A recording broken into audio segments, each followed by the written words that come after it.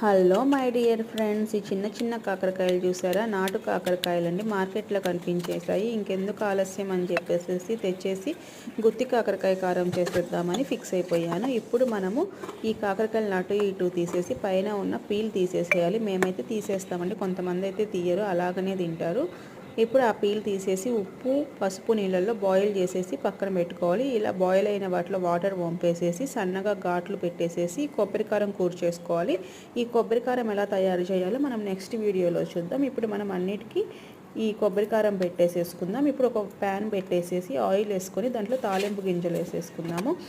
దీనికి మాత్రం తాలింపు గింజలు ఎక్కువ ఉంటేనే బాగుంటుందండి. అన్నంలో కలుపుకొని తినేటప్పుడు చాలా టేస్ట్గా ఉంటుంది.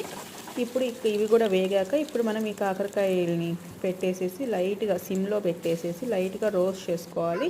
ఇలా రోస్ట్ అయిన తర్వాత మళ్ళీ పైన కొంచెం కొబ్బరి పొడి చల్లుకొని పప్పు చారు నంచుకొని తింటే చాలా బాగుంటుంది.